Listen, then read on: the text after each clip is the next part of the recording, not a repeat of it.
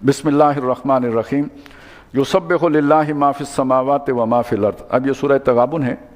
इसमें असल में जो सूरह मुनाफिकून में नक्शा खींचा गया है, गोया दिल में ईमान नहीं है लेकिन ऊपर से ईमान का दावा है। मुनाफिक आए, उन्होंने कहा आप अल्लाह के रसूल हैं, अल्लाह को पता है आप अल्लाह के रसूल हैं, वल्लाहु यशहदु इन्नल मुनाफिकीन लकाज़िबून। तो यहाँ ये बताया गया है कि वो ईमान होता क्या है और उसके समरात क्या होते हैं, उसका फल क्या है। जब किसी के दिल में ईमान जागुज़ी हो जाता है तो उसके किरदार पर असरात क्या पड़ते हैं। लेकिन जो पहले 10 आयात हैं इसमें ईमान को नरेट किया गया है, बल्कि 7 आयात में ईमान नरेट किया गया है और 3 आयात में ईमान की दावत और उसके नताइज बताए गए हैं, यानी उखरवी नताइज। और उसके बाद की जो 8 आयात हैं उसमें जो समरात, उसके फल दुनिया में इंसान की शख्सियत, उसकी सोच, उसके यूँ कह लें नुक्ता नज़र पर वाक़ होते हैं, उनका जिक्र आया है।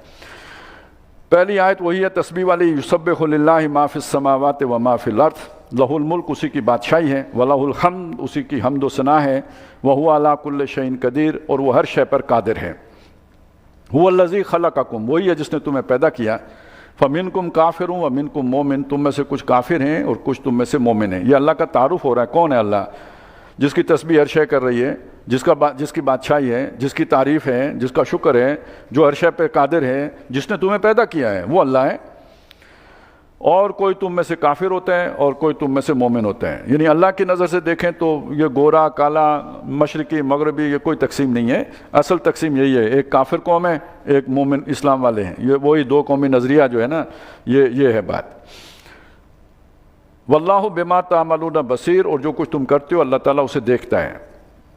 खलक़स समावाति वल अर्द, उसने सिर्फ तुम्हें ही नहीं बनाया, ये सारा कारगाए हस्ती जो है ये उसी की बनाई हुई है। आसमान और ज़मीन उसने बनाए हैं, बिलहक और बामकसद बनाए हैं, खेलने के लिए नहीं बनाए। इनकी ये पर्पसफुल क्रिएशन है। वह सव्वरकुम, और उसने तुम्हारी तस्वीर कशी की है। फ़अहसन सुवरकुम, और क्या खूब तुम्हारे नक्शो नगार बनाए हैं। वह इलैहिल मसीर, और उसी की तरफ तुम्हारा लौटना है। यालमु मा फिस समावाति वल अर्द, वो जानता है जो कुछ आसमानों में और जो कुछ ज़मीन में है। वह यालमु मा तुसिर्रून व मा तुलिनून, और वो जानता है जो कुछ तुम छुपाते हो और जो कुछ तुम ज़ाहिर करते हो, सब उससे वाकिफ़ है। वल्लाहु अलीमुम बिज़ाति सुदूर, बल्कि वो सीनों के भेदों से वाकिफ़ है, यानी जिससे तुम खुद नहीं वाकिफ़, जो तुम्हारा लाशऊर है उसको उसका भी शऊर है। ये अल्लाह है। यहाँ तक यानी अल्लाह का तारुफ करा दिया गया इन 4 आयात में। अब अगली 2 आयात में जो है वो रिसालत को नरेट किया गया है। अलम यातिकुम नबाउल लज़ीना कफ़रू मिन क़ब्ल, क्या तुम तक खबरें नहीं पहुंची उनकी कि जिन्होंने कुफ्र किया तुमसे पहले। फ़ज़ाकू, तो वो वबाला अम्रहिम, तो वो चख चुके और अपने किए की सज़ा पा चुके। वलहुम अज़ाबुन अलीम, और उनके लिए दर्दनाक अज़ाब है। ज़ालिका बिअन्नहु, और उनके साथ ये इसलिए हुआ, कौम नूह, आद, समूद, जितनी भी कौमें थी, ये अब मदनी हिस्सा है ना, वो मक्की कुरान में पढ़ चुके हम, यानी पहले उतर चुका था। ज़ालिका बिअन्नहु कानत तातीहिम, इसलिए हुआ कि उनके पास आए थे रुसुलुहुम बिलबय्यिनात, उनके रसूल वाज़े निशानियाँ लेके। फ़क़ालू, तो बजाय बात मानने के उन्होंने एतराज़ किया, अब बशरुन यहदूना ना, क्या बशर लोग आके हमें समझाएंगे, यानी अल्लाह को फरिश्ते भेजने चाहिए थे, ये हम ही में से, ये नहीं हो सकता, हम नहीं मानते। फ़कफ़रू, तो उन्होंने कुफ्र किया। वतवल्लौ, और मुँह मोड़ा। वस्तगनल्लाह, तो अल्लाह भी उनसे बेनियाज हो गया, यानी रसूल भेजे थे तो अल्लाह ने रहमत की थी, तो जब उन्होंने अल्लाह के रसूलों का इनकार कर दिया तो अल्लाह ने भी उनसे मुंह मोड़ लिया। वल्लाहु गनियुन हमीद, अल्लाह है ही बेनियाज और तारीफ़ किया हुआ। ये दूसरा ईमान देखिए ना, ईमानियात सलासा हम कहते हैं, ईमान बिल्लाह और ईमान बिल रिसालत और ईमान बिल आखिरा। अब ईमान बिल आखिरा का जिक्र है। ज़ाम अल्लज़ीना कफ़रू, ज़ोम है काफरों का, यानी ख्याल खाम है, घमंड है उनका। अल्लाह युबअसू, कि वो दोबारा उठाए नहीं जाएंगे, यानी बासे बादल मौत के इनकारी हैं वो। कुल नबी फरमा दीजिए, बला, क्यों नहीं, वह रब्बी, और मुझे मेरे रब की कसम है, लतुबअसुन्न, तुम लाजमन उठाए जाओगे। सुम्मा लतुनब्बउन्न बिमा अमिलतुम, फिर तुम लाजमन जितलाए जाओगे जो तुमने अमल किया होगा, यानी बासे बादल मौत भी होगा और अकाउंटेबिलिटी भी होगी, तमाम अमाल तुम्हारे सामने रखे जाएंगे और जज़ा और सज़ा होगी। वज़ालिका अलल्लाह यसीर, तुम्हें मुश्किल लगता है, अल्लाह के लिए ये आसान है।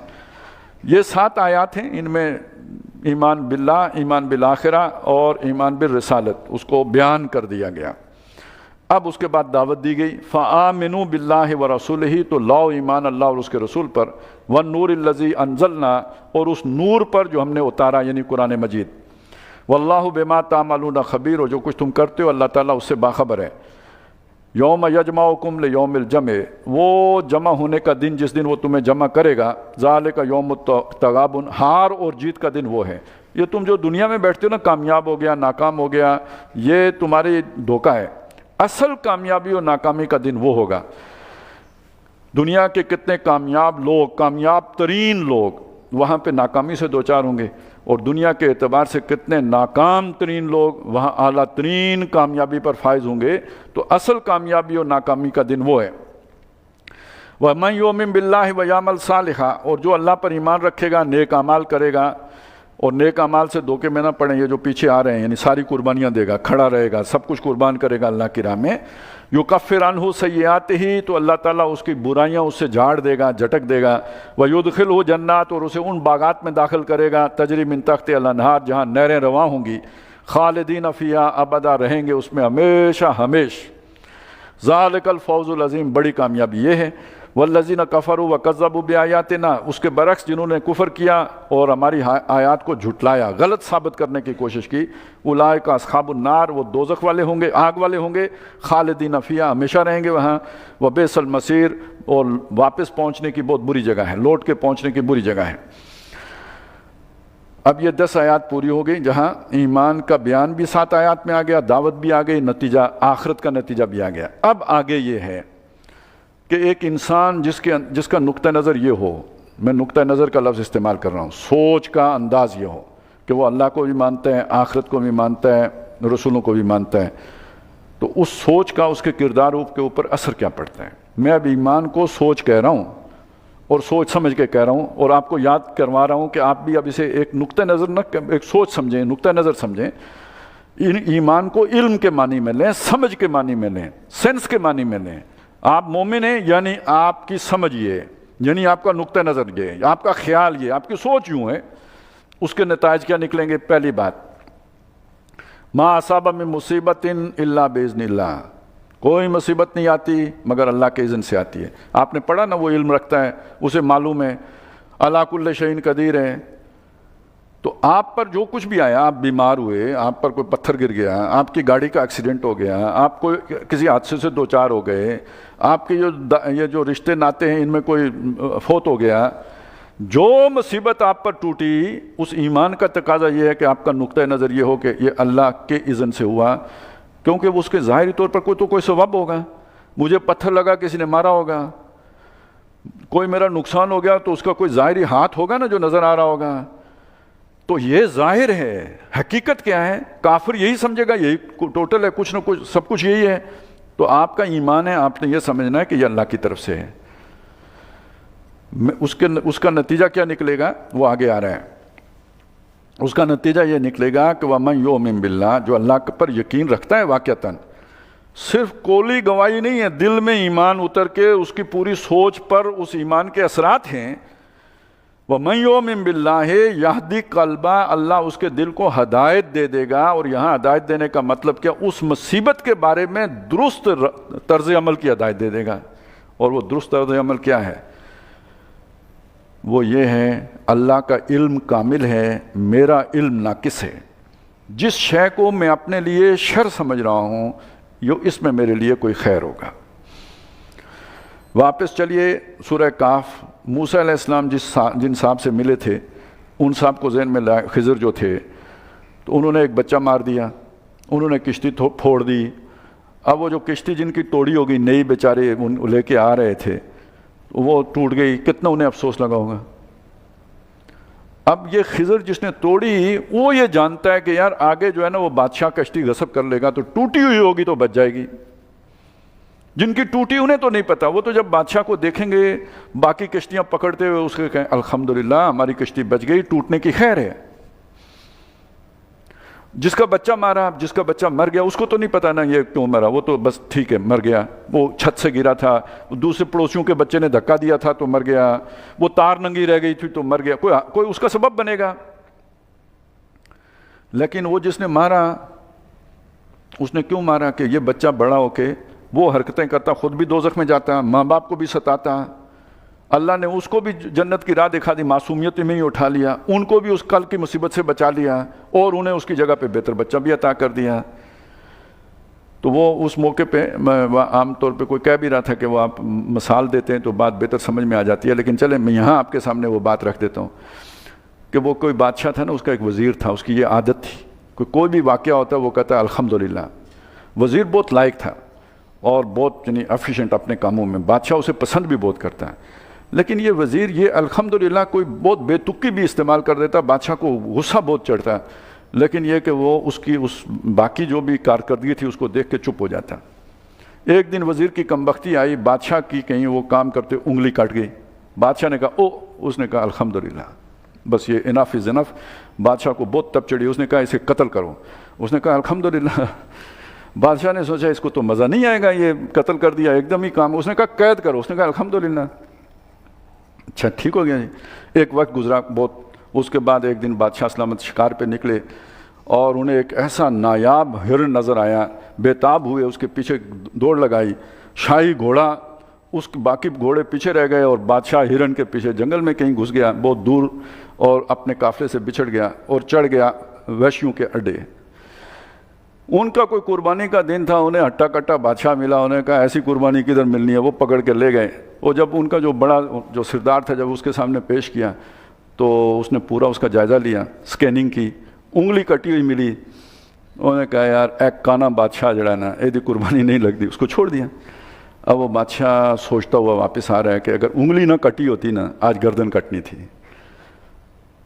فوراً جب واپس پہنچا سب سے پہلے وزیر کو آزاد کیا، اسے بلایا، اسے کہا یار وہ انگلی کٹنے والی الحمدللہ تو مجھے سمجھ آ گئی ہے، لیکن یہ جو تمہیں جیل ہوئی تھی اور تم نے کہا تھا کہ الحمدللہ وہ تو مجھے اب بھی نہیں سمجھ آئی ہے۔ اس نے کہا بادشاہ سلامت، اگر میں آزاد ہوتا تو آپ کے ساتھ ہوتا، اور آپ کے ساتھ ہوتا تو میں بھی پکڑا گیا ہوتا،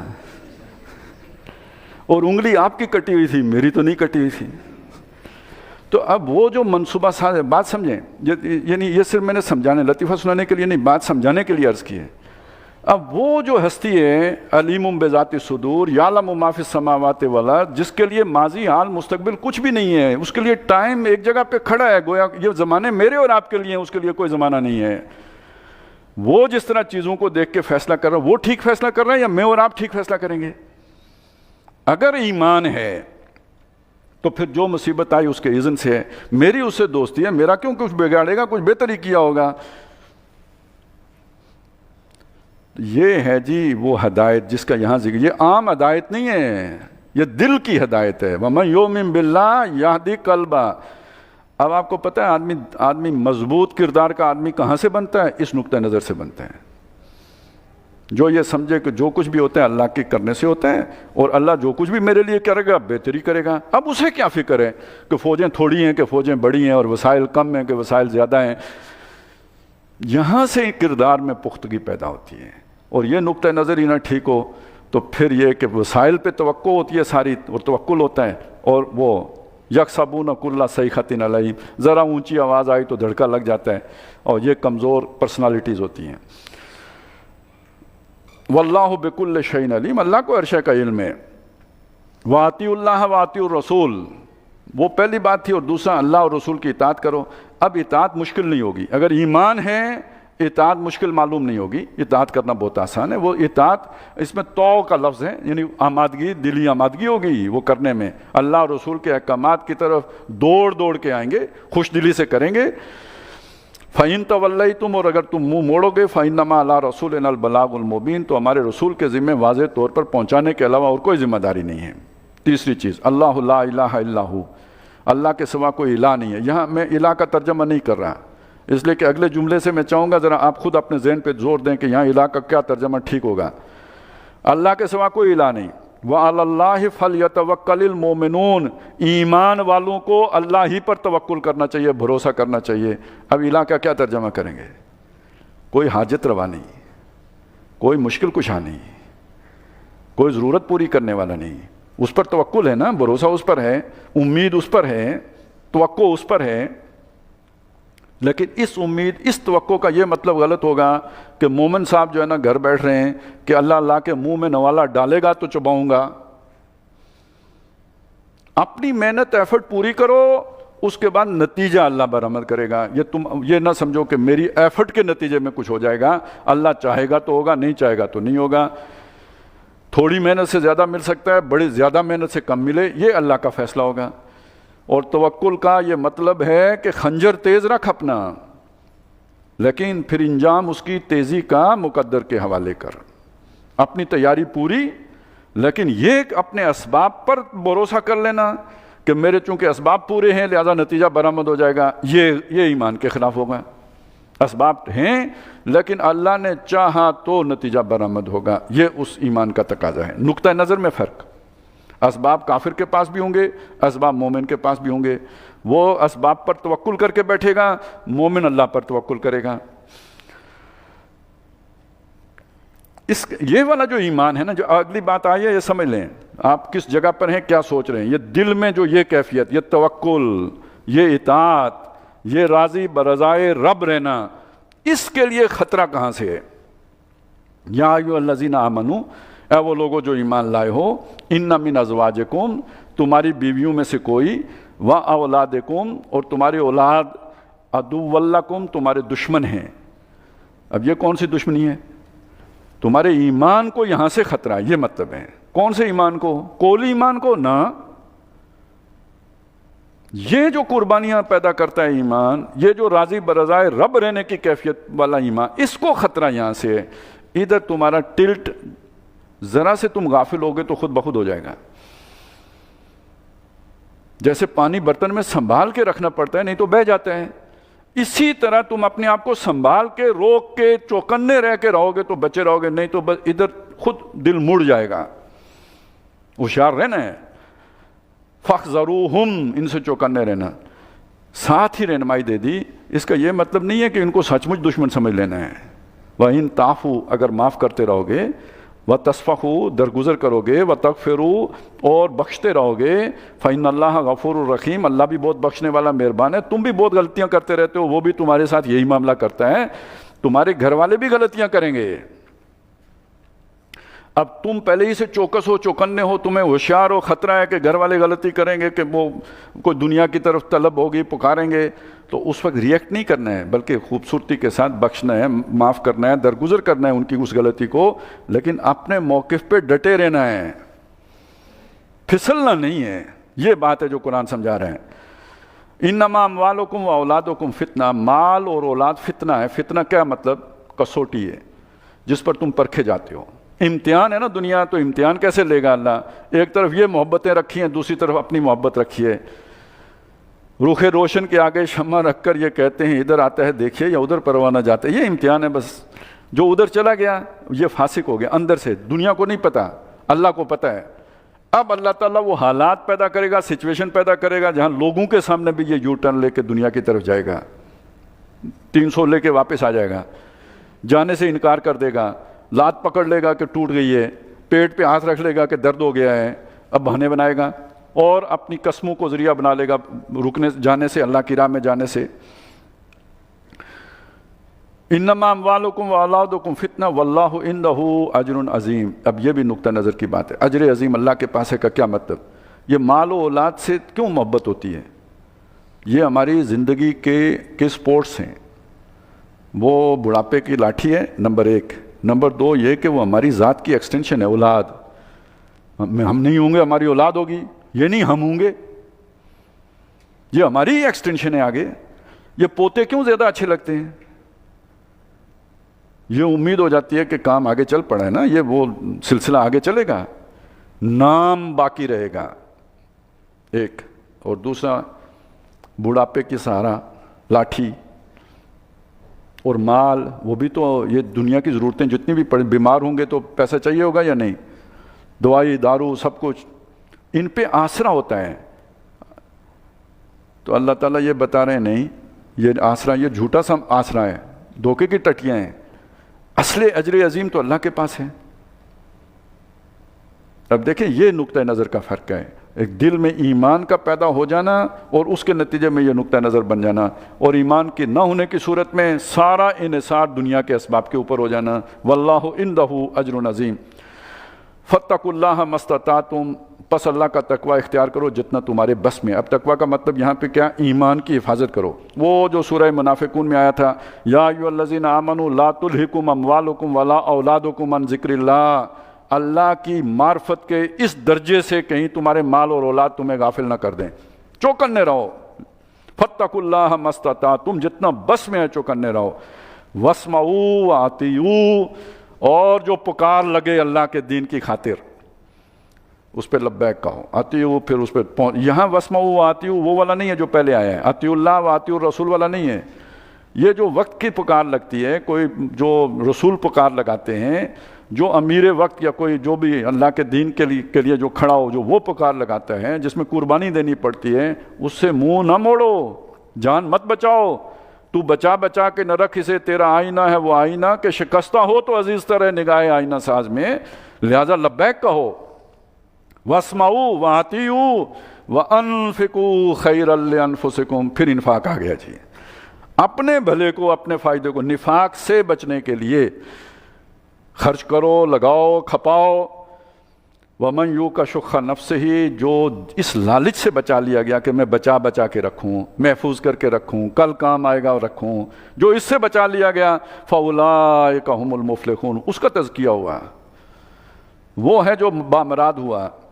ان تقرضوا اللہ قرضا حسنا، اگر تم اللہ کو قرض حسن دو گے، یعنی اپنا سب کچھ اللہ کی راہ میں لٹاؤ گے، یضاعف لکم، وہ تمہیں دگنا چگنا کر کے دے گا، ویغفر لکم، باقی چھوٹے موٹے گناہ معاف کر دے گا.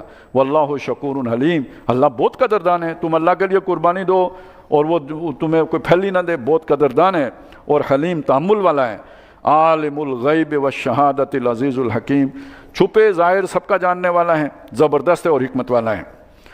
بارک اللہ لی ولکم فی القرآن العظیم ونفعنی وایاکم بالآیات والذکر الحکیم. اب ہم